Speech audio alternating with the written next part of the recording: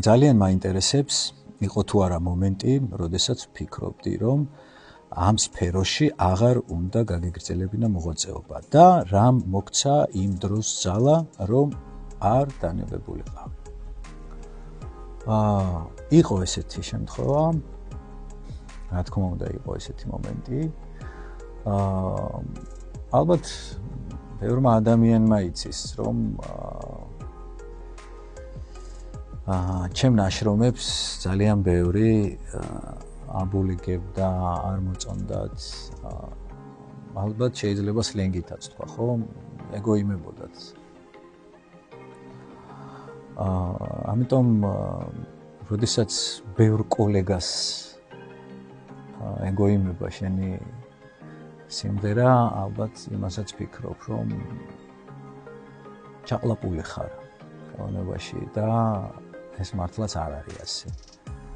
მე ალბათ მაგ მომენტში როდესაც აი ამ გზაზე მივდიოდი, პატარა ბიჭი ვიყავი, სუსტი ვიყავი, ემოციური ვიყავი და ალბათ ამ ემოციებმა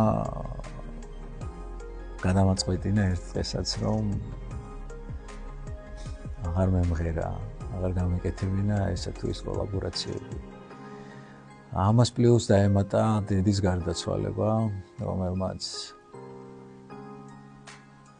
რა თქმა უნდა სამუდამო დაღი დამასვა და აი ამ დროს რამოდენიმე წელი საერთოდ გაჩუმებული ვიყავი, მაგრამ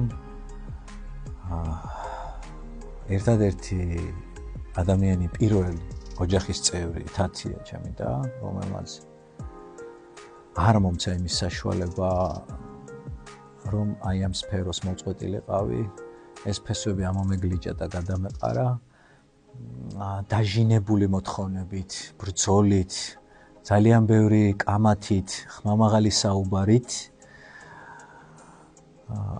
მაინც დამაბრუნა იმ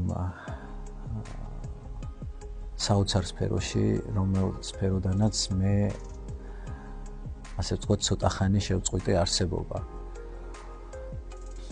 ძალიან რთულია და მინდა ყველა იმ ხელოვან ადამიანს, ყველა იმ დამწყებს და მომავალ ხელოვანს უთხრა, რომ მიუხედავად ბევრი დაკნინებისა და ბულინგებისა და ასე ვთქვათ, ბევრი ირონიული საუბრებისა არ გაჩერდეთ. ბოლომდე იარეთ ზედმეტი ადამიანების აზრის გარეშე, იმიტომ რომ ეს